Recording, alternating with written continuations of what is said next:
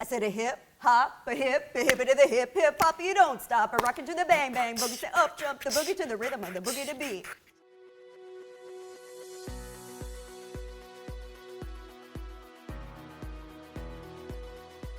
Today, I am so happy to have Mareya, aka the Fit Foodie, with me. Mareya is not only a beautiful, intelligent, and dedicated mom of 2 kids, but she is a clean eating expert, an award-winning entrepreneur, a television chef, and an author. She is also the CEO and founder of Grow Green Industries and the co-creator of Eat Cleaner, an organic product that helps offer cleaner, safer, longer-lasting produce, and a product that my family uses daily. Mareya's book, The Clean Eating Handbook, is a great go-to guide to eating a cleaner diet, and her podcast, The Real Dish, rocks. She is a contributor for The Daniel Plan by Rick Warren and Daniel Amen, and she is a featured chef on the show Recipe Rehab. I am so excited for you to get to know Mareya with me today because her passion for what she does is so evident, and what she shares about her personal journey as an entrepreneur and business owner is super inspiring. I love her openness, her beautiful heart, and her fun personality. I'm sure you will too, especially at the end. You'll see what I'm talking about soon. Mareya, I am so excited you are here today. I'm happy to be here with you. Thank you so much for taking time out of your busy life. I know You're super busy, so I really appreciate it. It's my pleasure. Yay. Yeah. So you have a couple nicknames. I mean, they're good nicknames. Yeah. I know. I'm like, It's which ones are you talking about? I love that name. Yeah. So I want you to tell us about your story, because I know about you, but people need to know and learn about you, because you're just so motivating to me, and your story is real and you're genuine, and I just love everything about you. So you're so sweet. Take it away and Thank share. you. Well, okay, so the name The Fit Foodie. So I am a foodie, I'm a chef, and I really, to me, cooking school was kind of this experience of lots of butter, lots of cream, lots of heavy ingredients, and that just wasn't me. Right. So I actually ended up dropping out and gosh. pursued my own route. And the reason that I wanted to do that was because it wasn't so much about all those heavy ingredients, even though they're natural. Right. And I think you can use them in moderation, but I thought there's got to be a better way to do this. So I pursued a holistic nutrition route, and that gave me the seeds, I guess, if you will, for really what I do now, which is cooking to fuel your body. Love it. And so it's about food. I am a foodie, I'm a huge foodie, but it's also about being fit, because fitness is a big part of my life. So Fit Foodie, I kind of love works, it. you know. That is so great. Yeah. I know you look great. Well, you know, you gotta do what you gotta do to keep it all together. But I will tell you that I'm not a fanatic workout person. Okay. I do exercise, but it's really the food. Like, if you think about it, 90 to 95% of our success is really what we put in our mouth. Definitely. You know, so I started my career in the food industry a long time ago, over 20 years ago. Okay. And it was back when nobody even knew what organic meant. No, you know, I was working for a chain of natural food stores, and we were defining, what does organic even mean? Grown without hormones, without added antibiotics, without chemical fertilizers and pesticides, and all of the things that we know now, and organic is mainstream. But back then, nobody knew what it meant. 20 years ago? Yeah. Not at I mean, all, you walk into a grocery store and it was like fluorescent this and, you know, package that. Well, this whole introduction of fresh food was really revolutionary. Even packaged food, you know, without chemical preservatives and all those artificial colors and flavors. So that was really exciting to me, because it reminded me of my upbringing. Right. My parents are from Egypt. I was born there. And when we'd go to the market, it was an all-day event, because there was no supermarket. You know, we'd go to the produce guy to buy our fruits and vegetables. We'd go to the dairy guy to buy eggs and milk and cheese. We'd go to the oven to buy bread. We'd go to the spice market to buy spices. I mean, that's truly how people still shop to this day. Even though there are supermarkets, it's really like for the wealthy. So, so it reminded me of my upbringing. It reminded me of what my family had taught me about really cherishing ingredients. And that's what I wanted to carry forward, is an appreciation for food, for how it's cultivated, for what it does for you, how it nourishes you, how it makes you feel, how it brings people together. I love that. Because I think that is, I mean, if there's one thing that I really just that's what I want to impress about everybody is it's not just about what you put in your mouth. It's about the people you bring to you and bringing them together in communion over food, because we really are bonded by that. It's not just about holidays. Where do we hang out when everyone comes over our house? The kitchen. The kitchen. I mean, it's always about food. And I think those were my fondest memories of my grandmother's kitchen with all my aunts and my grandparents and everybody nestled in a tiny kitchen like the size of it. You just want to be together there. That's and you know, there is really something special about that process, and I want to help people bring that back into their lives. Oh, that is awesome. I love that. And I love that you said about eating, 95% the food. Yeah. That's what we put in our body, because just recently my husband and I have done, more of a clean eating, diet. Yeah. And we've literally taken out so much of the processed food and the wheat and all this, I don't even know. We've just really had a more clean diet. And I mean, how do you feel? I've lost weight. So has my husband. My clothes fit better, but I feel so much better. I sleep better. I'm in a better mood. I mean, my skin looks better. It's just awesome. Yeah. And sometimes I always thought that I was eating right. And then I had to really look at what I was eating. So I think that's really neat that you're telling people, helping people figure that out. Well, for me, it started from a place of actual weakness, where I talk about it in my book, and the first episode of my podcast was an eating disorder that I went through. Oh, okay. And I, for about 10 years, battled it until I really got to understand nutrition and get my actual nutrition training. Okay. It's just so easy to fall into that, because you see these images of what we should be looking like, so to speak, even though everything's airbrushed, and you compare yourself to things, and you think you are under control. You think you're controlling it by limiting what you put in your mouth. Right. But what you realize is God created us to be pretty amazing machines, and when you nourish yourself the proper way, you take care of yourself, it takes care of you. Oh, yeah. We aren't really meant to go into that starvation mode where, you're only eating rice cakes and celery sticks and drinking black coffee. Right. But that's what I did go through, and I think that's really why it's that much more emotional for me.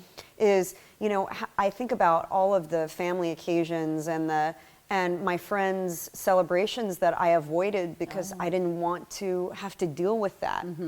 Okay. And so I think having a really good understanding of nutrition, and it upsets me that we're not teaching kids in school about this like we should be doing, but really understanding sound nutrition, how to group macronutrients together and how to eat in regular intervals and how to hydrate. I mean, really drinking water, drinking clear liquids is just as important as eating. Okay. You flush your system, every cellular function in your body, your brain thought, your muscular system, everything requires hydration. Yeah. So if you're not drinking enough, you're going to think you're hungry. Right. And you might eat when you're actually really thirsty. Yes, yes. So all those things coming in balance. That's awesome.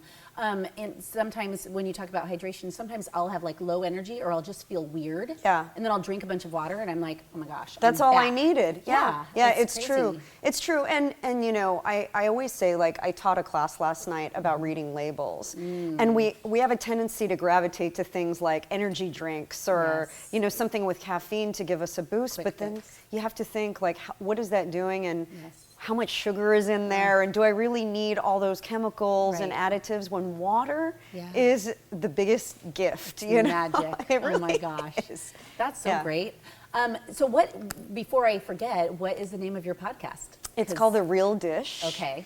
And so kind excited. of, my whole business started around my company, which we manufacture products called Eat Cleaner. I'm a huge fan. Thank you so much. And that was about being clean, being safe, being, environmentally aware of what you're putting in your body and how your extending shelf life keeps food out of the landfills. Oh, okay. So our company is called Grow Green Industries, and everything we do really is about honoring the environment, because we only have one, right? Yes. We have one planet, we can't go anywhere else. So Grow Green Industries is about our products, but I was like, I really have something that I want to say too. I have a voice that I want to share, and it's real. It's about real food, about real relationships, real family, real people that are honoring their real calling. So it's called The Real Dish. Yay, I'm excited. The dish is, we're dishing, we're talking just like you and I are Right. talking right now. Right. I interviewed George Foreman IV, who's so cool. one of 9 Foreman kids. That's so funny. I interviewed Marisa Wayne, who's a daughter of John Wayne, and she has her own mission with fitness. I interviewed Sean Foy, who's a very well-known fitness guy, and has published several best-selling books. Great. So it's just So fun to hear their excited. stories Yes. and hear about their upbringing Right. and how food has impacted them. Yeah. And then I get to share a little bit about my philosophies. I call them fit foodie philosophies because they're not about a diet, they're about a habit. Well, And diet's a four-letter, it's a bad word. it's an I don't F like word. it. It's an F word. It's It's really a four-letter word. It's an so ugly word, and it starts is. with die. It So, does. like, why do you want to do something that Oh starts my with die gosh. anyway? If I tell myself I'm on a diet, I want to eat everything in the world. So for me, it's like a brain thing. I can't be on a diet. Well, it's So- silly. It's silly because it's restrictive. So why Yeah, are you going that's to why restrict yourself? I think of what I can't have instead of Yeah. all the food. That's the thing that Kevin and I have been doing lately. We have tried recipes we have never had before and Yeah. foods we've never had, and we're like, oh my gosh, Yeah. we're gonna be able to do this for a lifestyle because It's- we found good food. Well, it's about, if you think about it, about abundance, and that's a great way to look at it. It's what can I have? Right. What are all of the things? And, we have this amazing gift of fruit and vegetables in a myriad of colors that have so many phytonutrients Right. and things that they bring to us that we can't even begin to understand. Like, it's mind blown. Like, so Yeah. many things that they bring to the table that we don't even know of. Right. And so when we created Eat Cleaner, it was about celebrating that. It was about celebrating all of the fruit and vegetables and fresh meats and seafood that you can enjoy, Right. but doing it in a safe way. I Removing the love that. pesticides, taking care of the bacteria. And you shared your story about getting foodborne illness, and I hear Yes. that and I'm like, it just makes me so upset because Freaks me out. we can do so much, Right. to kind of limit that. And businesses can step up and take responsibility because we have products for them too. Right. So. We're huge fans. We've been using your product since it came out. Thank you. And I mean, I was telling you this before we started talking today that I will come home from the store and just spray clean everything and then put it in my refrigerator. My kids know that if it's not clean yet, don't touch it. And I get scared of what's on our fruit and vegetables. I don't want to know. But I just rather be safe. And so thank you for creating such an awesome product. Thank you. Yeah, it's really great. And I have my dad to thank for that too. My dad That's right. is my dad's an environmental scientist. He is a retired university professor, and he really spent his whole career studying the impact of environmental toxins on human health. And he's the one who planted the seed in my head years ago based on research he did over 35 years ago. Oh my God. And he was like, I got to tell you something. He's like, do you know what's on your produce? You're in the natural foods world. Like, do you know? And I was like, I think I'm about to find out because I think you're going to tell me. So he's the one who really opened my eyes. And the more I started to dig into it, an average of 53 pesticides used on apples. Your produce gets handled by up to 30 different sets of hands on an average of 20, sometimes more. Who knows how many? hurts my stomach. Just think when you go to the grocery store, how many people have touched and I've seen food that has bites out You of have it gotta and be put kidding back. me. I am not. My son saw this the Oh other my day. He's like, gosh. Mom, there's an Someone's apple like, and "No, not somebody that one. bit Not that into one. it. Not It's that like, one." seriously? So you think about the pesticides, you think about the handling, and you think about the contamination. That freaks me out. 48 million reported cases of foodborne illness every year in the United States alone. That's a lot That's of a reported lot. cases. And that is not fun. Having food poisoning or whatever is not fun. Not at all. So just spraying my stuff, I feel like, oh gosh, Yeah. at least, Yeah. But it is an awesome product. And so I want to ask you on that note, how did this all start? Like your dad, told you about planted this the and then, seed, yeah. and then Yeah. what happened from there? So I, coming from the food background, of course I'm infatuated with food. I love everything about it. People that know me, they say like it's a religious experience for you when you cook and you serve and you eat and how you plate, like it is. That's so cool. Because to me, it's the only art that engages all 5 senses. Right. And it's the only one that you can really share where people can actually partake in it. I mean, you can watch, you can view art, you can watch a performance, you can feel it, but can you really taste it? Can you smell it? Can you touch it? Like it's just everything. So, you know, coming from that food background, you know, I wanted to be able to kind of put my own stamp on whatever it was that I was going to do. And I knew I would be an entrepreneur at some point in my life. But That's neat. I'll tell you, I was always very scared. It's scary. It's scary thinking like you're peeking over the edge and you're like, can I jump? Not yet, you know? And you come up with every excuse in the book. And but so my dad planted this seed, and he planted it a long time ago. And I kind of parked it in the back of my mind because, again, I was really scared. And, you know, then I had kids, and then it got scarier. And you could say that it was like this nagging thing that just kept, it was back here kind of, you know, nibbling me, you know, in the back of the neck, just like, hey, what about that idea? And I would see things in the news, and it's almost like, you know, I think when you are called to do something, it's you can't run away from it. And I really do feel like I was called to do it. And I'll tell you the pivot point. I will never forget it. I was on my way to work, and I was the vice president of client services for a large marketing agency. I managed multi-million-dollar budgets for some of the biggest brands out there. I had a team of 17 people. I was really committed to my work. I worked 70, 80 hours a week. I traveled all the time with kids. And I just, you know, I'm a type A. I'm definitely a workaholic. And so I took great pride in my work, but I got a call on my way to work, and it was like, you know, we're gonna need to do something today that's not gonna feel so good. And I was told I was gonna have to lay off about half my team. Oh my gosh. And I was like, God, I think this is it. So I just went in and I said, I'm laying myself off. Are you serious? Yeah. Oh my gosh, I have chills. Yeah. Wow. I laid myself off because I had already gone through a round of layoffs, and I just couldn't do it again. Oh my gosh. I just looked at and it wasn't like I was set up and ready to go by any means. I was a single mom at the time. I had, you know, 2 young children, but something just told me, just do it. Wow, you know, cool. just kind of, just trust and do it. And so I did, and I laid myself off, and I ended up doing some freelance work with that company for a few months, and about 5 months later, I just kind of, I jumped. You just jumped. That's so awesome. And you know, I'll tell you that it was the best feeling in the world for a number of different reasons. For one, you know, I did what I feel like I was supposed to do. And I had finally got the courage to just do it.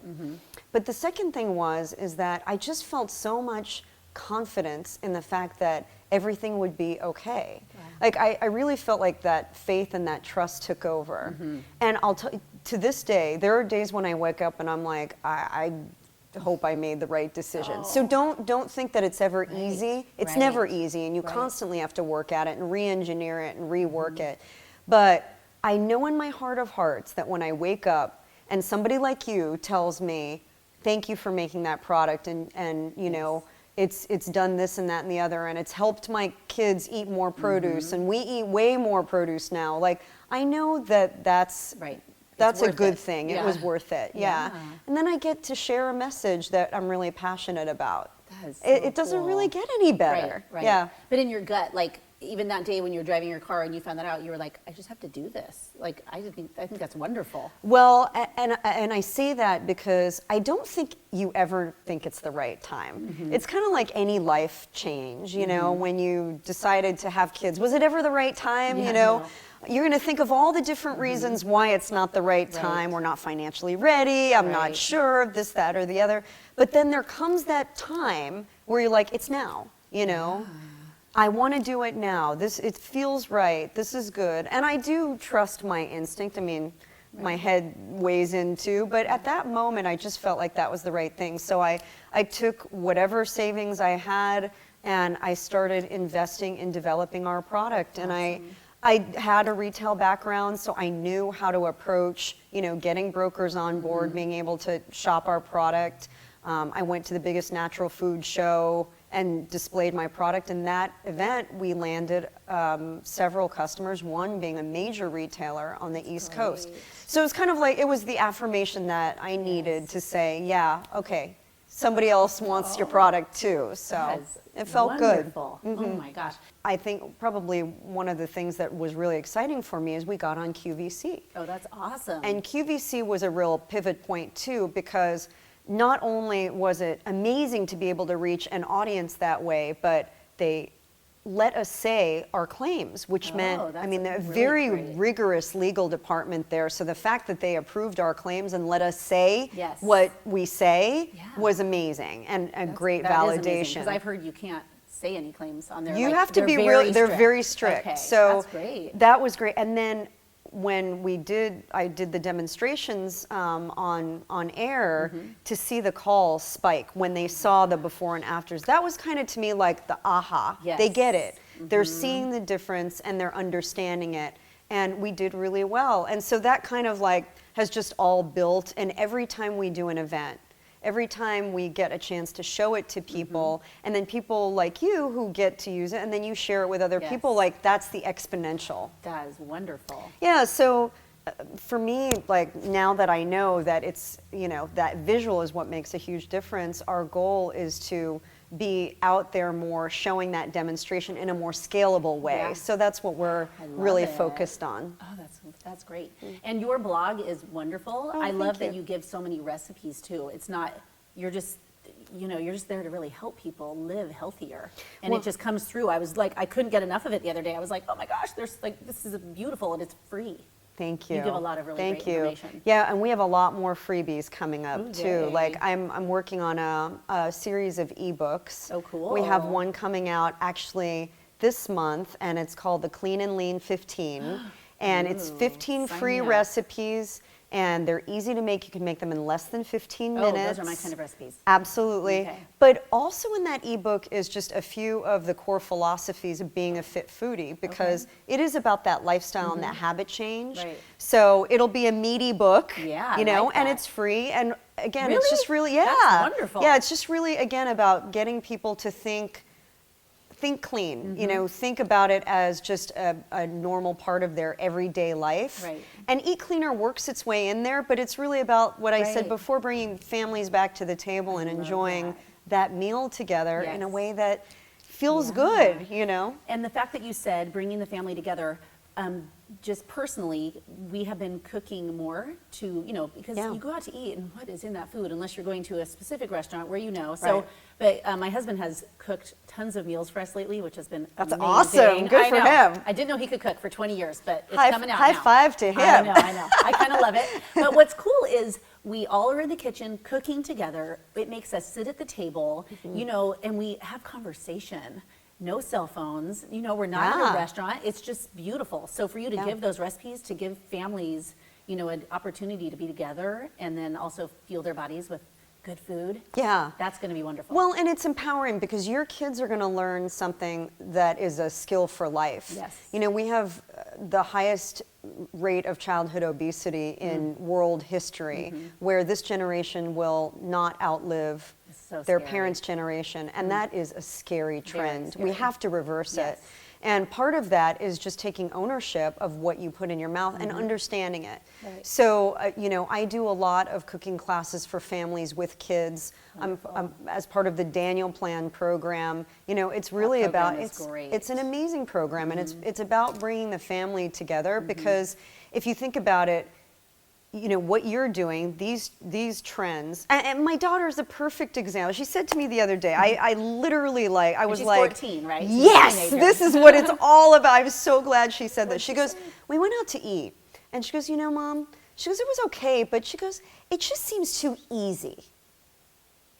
Words out of her mouth, I kid you not. She goes, it just seems too easy. You stand there, you get your food, and then you eat it, and it was just over so fast. She goes, I like when we cook. my There's something about the cooking that makes me feel like it's real, and you know, it's more, it's better, and the food tastes better. And I stood there and I was just like, that is so can wonderful. I give you a hug right now? Like, that was music to my ears. And it's never been something that I've preached to them. Right. It's more just kind of what we do. You've shown it, But lived I was blown away. But she gets it. She Like, goes, it it was clicked. just too easy. Oh, that's really I was like, cool. yes, you know? Oh my And it's not gosh. that cooking at home has to be hard. Right. But it's more about like, you feel something. It's kind of, it's just like anything that you put a little bit of elbow grease into. You feel something different. You feel a pride that you don't have when you just buy it. I agree. You know? I agree. And we have found that lately. And now my son is kind of, we did 30 straight days of eating everything at home. And so then we went out to dinner recently because we were done with our 30 days. We were like, oh, let's go celebrate. And the food wasn't that good. Yeah.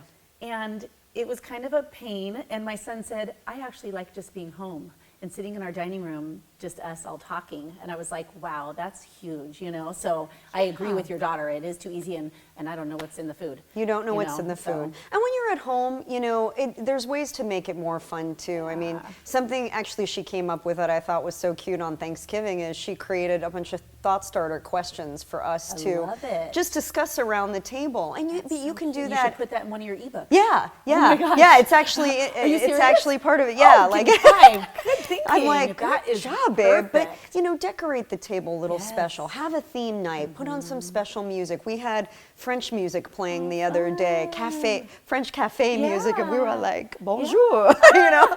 So you can have fun with it and make it special within your family. I love that. You I know. love that. I mean, that's how I grew up. There were 11 of us, and we all sat around the table every night. 11 people.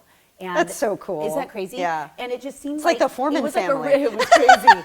I know. And it was just like a ritual. It was like, that's what we did, and that's how we connected. And it was just cool. And I'm guilty of raising 2 kids, and we had to get to all these practices and meetings. And that was when I taught fitness classes. And I think we sat down together twice a week.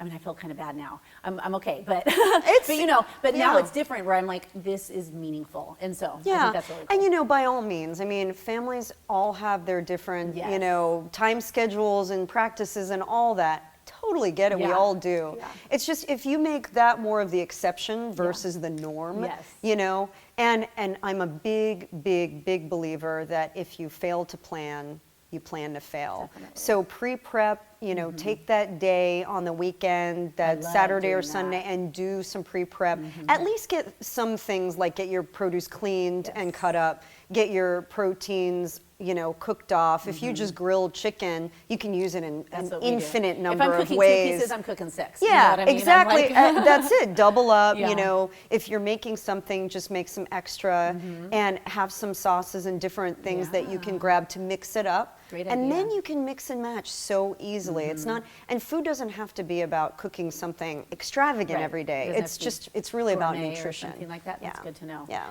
So if someone watching this has something in their gut, like you had, when you were like, I know I need to do something, whatever it is that they have, what would you tell them? Like, you know, what do you want to motivate them to do to get going and get started? And well, as much as it is about passion too and following your passion, it is about being smart about it too. like that. You know, I really want to encourage people, do your homework about the category that you want to play in, who are your competitors, do a thorough competitive analysis. I did do that, you know, kind of in the early stages while I was working. You know, I called it the swing shift, you know, after I would get the kids to bed, then I'd get on the computer and do my research, but really know what you're getting into. Because you may feel like, I am amazing at scrapbooking, okay? But then you look out there and you're like, holy wow, there are 5 bazillion scrapbookers out there making a business out of it. So what makes you different? What is your differentiator, or plural, make those multiples? You know, how are you going to set yourself apart and really write your strategy out? I mean, there are lots of templates out there for writing a business plan. Write your business plan first before you jump. And think, you know, how can I really turn this into a business? And I think, you know, we live in a time where there's a wealth of free information out there. I mean, it's amazing. You can listen to really rich content podcasts, watch webinars, you know, seek it out there, and you will find it. And think about your world as it's a global marketplace. You know, we have countries that are importing our product now from other places. So think about your audience broader too. You know, you may find, I mean, we live in a country right now where almost half of our children are bilingual, speaking Spanish. So think about that too, as you're also, you know, understanding your audience. How can you reach the masses or reach your audience that might not even speak English, or English might not be their mother tongue? Right. Yeah. That is such good advice. I love about researching. Not just thinking, you know, my mom said I'm good at this, so I'm going to do this. You know? Yeah, really, I mean, really, you know, ask a lot of people. I think get into a business group where you can ask other people that have been through it. It's kind of like, I always equate this to, it's my third baby. You know, having 2 children, I wanted to learn everything that I could about being a mom. You know, what to expect when you're expecting. Oh my God, that was my Bible. But you know, you read, you educate yourself, you ask other people, what was it like? You know, would you recommend this? And seek out the experts in your community. You can do that through social media. You can, you know, we have a lot of mutual friends and people that have created amazing resources, and I have grown so much because of that. Shalene is a big one. So, you know, seek that out, and then really make your decisions based on an educated decision versus it just being like, well, I think tomorrow I'm going to quit my job. And don't do that, please. And don't say you heard me and that I told you to do that, because I didn't say that. It took me a long time of deliberation, really getting to the point where it was just like, okay, I can pivot now. That is some of the best advice. I'm literally like soaking it up right now. That is really good advice.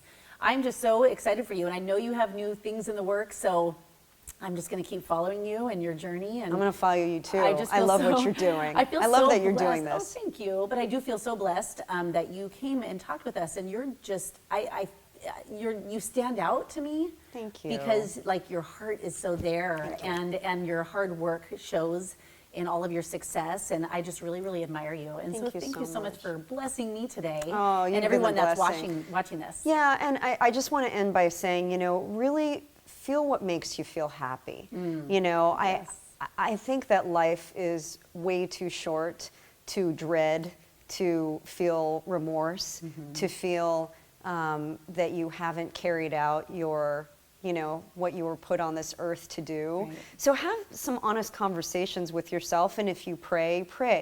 You know, if you are connected to nature, go out in nature and feel it. You know, just feel that connection to whatever that higher power is that you believe in, and pursue it, because I think when we look back on our lives, it's certainly not about the cars and the houses and the clothes, even though it's easy to get caught up in it. It's about the memories, it's about the impact, it's about what we've planted and sown, and how we've made a difference. And I think that's what you can really hold on to. Wonderful.